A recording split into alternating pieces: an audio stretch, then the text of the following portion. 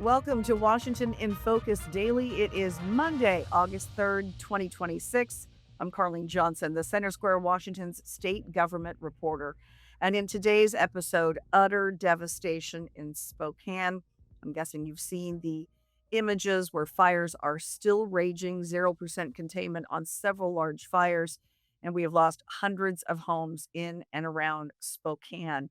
The latest count I heard today, about 640 homes and other buildings, all of that fanned by very fierce winds throughout the day on Saturday. So we're going to share the very latest with you. There was another press conference today. Governor Bob Ferguson was in Spokane on Sunday and again today. And most concerning is we have 14 people at this point who are considered unaccounted for, people that called for help during the height of the fires and evacuations, and have officials haven't been able to close the loop with those people to ensure that they got to safety. Then it turns out former Seattle Police Chief Shawn secured himself a pretty fat severance package on the way out the door last week. We're going to share some of those details with you. And the interim police chief now apparently doesn't live in Seattle full time either. How he is responding to questions about that. And then finally, a long fight over water rights in South Central Washington, where an irrigators association has been locked in a 3-year battle with the State Department of Ecology. So we're going to have some back and forth on that. It's actually heating up, and some of the questions that I sent to Ecology and the response then sent back to the irrigators folks have elicited some um, no, they're not leaving any words, any choice words out of the conversation at this point. So that exclusive update in today's episode of Washington in Focus Daily. Now, Governor Ferguson has requested additional emergency assistance from the Trump administration after flames destroyed about 640 homes and other buildings. Most of that devastation happening on Saturday. If you were anywhere in and around Washington, you experienced those winds. I was over on the canal side, and it blew from the very early part of the day until late in the evening. So obviously that's what firefighters were up against. And there is a massive response there. Still about 60,000 people evacuated.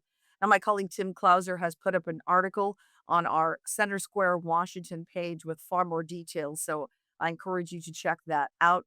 We've got nearly 1,000 firefighting personnel just in the Spokane area right now, trying to get those fires under control. Now, the biggest concern outside the fact these fires, 0% containment on any of them, is, as I mentioned in the opening, 14 people unaccounted for. There were about 300 911 calls made during the sort of frenzied level 3 evacuations that were taking place on Saturday. And 14 of those people, local officials have been able to get a hold of them again. Now, that doesn't necessarily mean they're lost to the fires.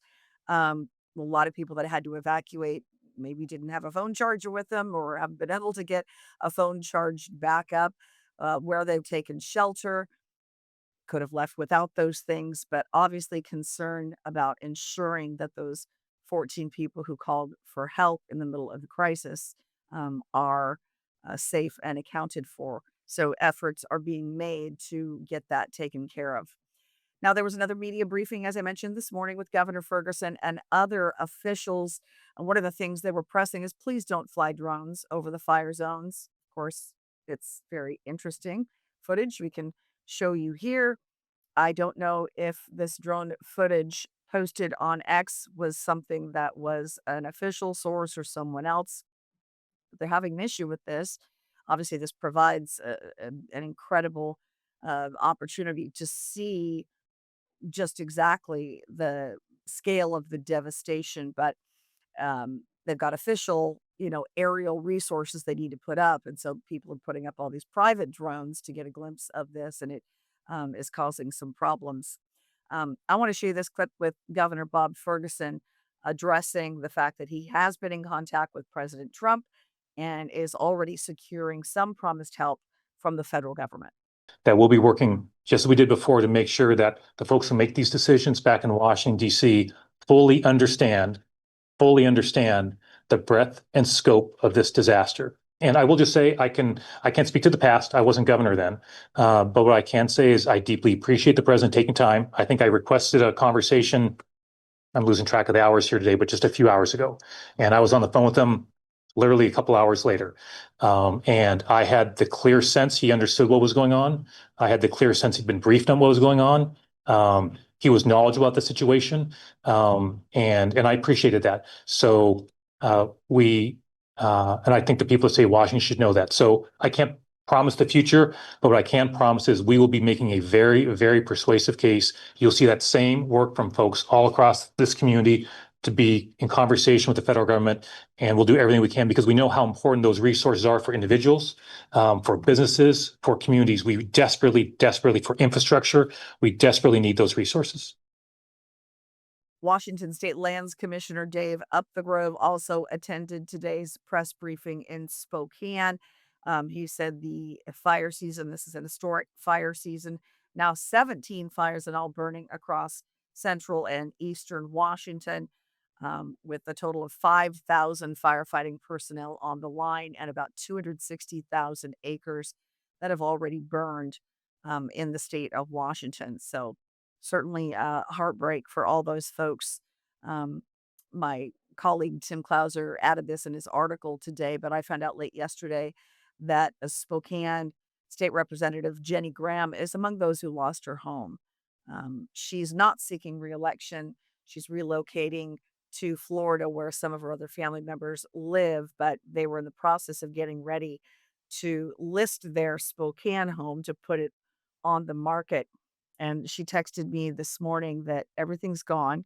They were actually painting, she said, the den at the time when the level 3 notice to get out now came, and they simply had to drop everything and make a rush to safety. So, a lot of heartbreak for Representative Graham and all the others who have lost so much in these fires. Now, former Seattle City Police Chief Shawn Barnes, who lost his job last week, secured himself a very generous severance package on the way out. And maybe this is just how it's done now. It's incredible if you haven't seen the numbers. Back up a little bit. This all started just over a week ago when we had that shooting at the Bite of Seattle. 3 people killed, at least 4 others injured. And then there was the delayed press conference after it happened. Then finally, the next day, Chief Barnes is back in town. And it started to come out that wasn't often in the city of Seattle. His wife and kids back in Chicago.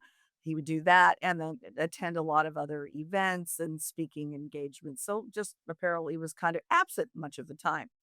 And whether or not that is the reason why Mayor Katie Wilson decided to ask him to secure his resignation last week, we don't know. I was told by the Seattle Police Officers Guild President Kent Liu last week that he suspects Mayor Wilson has long wanted Chief Bonds to be shown the exit door, and maybe this just provided an opportunity. We don't really know what the true answer is on that. But several reporters were able to secure a copy of the severance package that was given to former Chief Shawn Barnes. KOMO TV's Jeremy Harris among the first, I think, to post details. So here's some of this severance golden parachute package. $700,000 in all. That was about 590,000 in direct cash, including a lump sum payment equal to 18 months of his salary. And get this rate, 179 bucks an hour. That's pretty sweet. 12 months of Cobra Health coverage for him and his family. That's like another 30 grand. He gets paid his unused accrued vacation. And the city waives repayments, I guess, that were required. He gets to keep the 50,000 hiring incentive, the 60 grand for his relocation reimbursement. And now in the future, he releases the city from all known and unknown claims arising from his employment, and he agrees not to sue the city. So about 700 grand in all for that severance package for Chief Barnes. So interesting to find out when they negotiate this new contract for whoever the next police chief is in Seattle, what that's exactly going to look like. But we have learned in the last couple of days that interim chief Andre Sales is also often not in Seattle. Keeps a residence actually in Illinois, back where he kind of came over with Barnes. And he doesn't even live in Seattle. He lives in East King County when he is here in town. So I thought that was interesting. And he got a lot of questions from reporters. And here is part of the response to him. Are you going to be Barnes part two? Spending a lot of time out of city, or are you going to be here to police Seattle? I maintain a home in East King County here. I also have a secondary home in Illinois, not in Wisconsin. I was the police chief in Wisconsin. I do frequently go back to visit my family, probably about every 8 weeks or so. But my wife spends most of her time out here with me. We're looking to make this our home, this our area that we can retire to one day. But right now, we have some kids that we need to get settled, and one day we'll make this area our home. But I currently live in East King County. So we're trying to get some answers from the mayor's office as to whether or not the next chief, whether that ends up being Andre Sales, who's now just in that position for the interim, or another choice from the national search. Is that person going to be required to actually live here full time? Mayor Wilson alluded to that in one of the press conferences last week, saying she would certainly like the chief of police to spend quite a bit more time here than the former did. But will that be a requirement? City council's likely going to have something to say about this. Um, Quite interesting, but I'll have to negotiate a really good severance package. No, I'm just teasing. Okay. Now to a water fight in South Central Washington that's getting downright nasty. The Columbia Snake River Irrigators Association, it's CSRIA. They're calling on state leadership to intervene and basically force the Department of Ecology and their Office of Columbia River, their OCR Division of Ecology, to stop with the delays for groundwater permitting. It's been stalled, and this is associated with Mercer Ranches. They're there in the Prosser area. They've been there. Mercer Ranches has been around forever, 125 years. Initially, it was, crops and livestock. And then in the 70s, they were among the first, if not the first, to then, start growing wine grapes in that fertile part of the state around Horseheaven Hills. And so they've been around forever. And so they're seeking this new groundwater permit because they want to expand permanent farm worker housing. These would be farm workers owning their own homes. And that's been something that Governor Ferguson has talked about a lot. He doesn't want them in shoddy housing. He doesn't think it should even be a rental type situation or housing they're just put in, but that they should have an ownership stake in farm worker housing. And so that has been what this project has been about for the last few years. Now, the Irrigators Association was apparently granted a temporary permit after doing all the testing to make sure the new permit wasn't going to impact any other water users in the region. And they say all that's been long since mitigated. All the experts have agreed it's a very small amount of water that's going to be utilized without any impact on the surrounding region. So I want to show you a clip here from Daryl Olson with the Columbia Snake River Irrigators Association. He's pretty upset that ecology has been holding this stuff up. And he says Governor Ferguson wants this project, so it's time for ecology to get out of the way. This involves a water right permit for Mercer Ranches that would provide water for farm worker housing, which would be permanent resident housing the farm workers would own, and also provide water for a new crush facility that he has. And I have to emphasize that this new groundwater permit was fully mitigated, and it's an extremely small permit. And our technical experts have all looked at it and said there is no problem with this permit, either an impairment or hydraulic continuity or demand. This modern story, the modern piece, started about 3 years ago when the then director of Office of Columbia River issued a directive to his operations manager who said, get this new permit going. And we have, the mitigation water, get it going. So that was about 3 years ago. And as I pointed out, both in the technical memo and other discussion, it's just been one delay after the next. I mean, nothing can get done, and either on the managerial side or on the technical side. So I have to really sum this up as management at Office of Columbia River has failed. There's just no other way to put it. And the technical side that they're supposed to be managing has failed because there's no technical issue. We have provided them with the technical information, to be able to make a sound decision. So when you look at this, then you have to ask another question, which is, it's not only failing Mercer Ranches, it's undermining what Governor Ferguson has said he wants done. He's been very clear, and Ecology is now out in the region taking testimony on what does water resiliency mean, for the future. And what resiliency means is how do you optimize water and how do you provide water for all parties?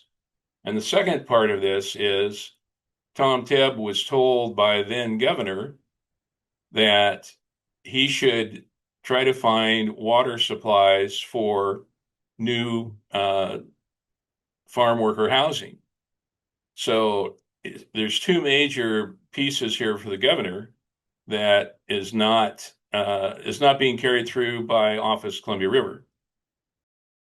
Now, the Department of Ecology's Office of Columbia River media contact, Emily Tasaka, I spoke with her last week. They have quite a different take on this. She basically told me they issued a preliminary permit and then there were some next steps, and they blame Mercer Ranches for not submitting this final step in the work plan. And then Larry Matson with Ecology, he's actually the official who would make the decision, emailed me this morning, again, suggesting that Daryl Olson and the Irrigators Association are the ones holding things up. He put this in the email. He says, the ball is in Dr. Olson's court. We're waiting for CSRIA, that's the Irrigators Association, to submit the work plan, item number 6, and the preliminary permit. The work plan must be submitted and approved prior to the start of aquifer testing. Again, that was from Larry Matson, director of the Office of Columbia River at the Department of Ecology. And then just moments ago, so I forwarded that then back to Mr. Olson and said, okay, they're saying that you're the ones who haven't completed this final step. And the response I received back from Daryl Olson was, Larry's go to hell attitude reflects his management style. Larry is in cover his butt mode, but the fig leaf does not fit. I didn't want to put words in his mouth. I wanted to read it to you directly. That was his response. So clearly this water fight is not over, and I am working on an article for publication that will be up at the Center Square Washington page later this Monday afternoon. And now remember, tomorrow is August the 4th. Hopefully that date jars your memory that it's primary election day in the state of Washington. And if you've yet to get your ballot filled out, need to do that right away. I wouldn't put it in snail mail at this point. I would make sure that's in a drop box or dropped off at a county elections office. And yeah, lots of important races, all those 5 Supreme Court races. We've got all of the state Senate and House races that are up, a lot of congressional districts, and then depending on where you live, there are local bond and levy issues, all kinds of really important things. We have a top 2 primary, so if you don't participate in this, you're not getting a say in who advances to the general election, because only the top 2 vote getters in some of these crowded field races are going to advance after tomorrow's primary. So that's your reminder. Thanks for watching today's episode of Washington in Focus Daily for this Monday. I hope to see you again on Tuesday.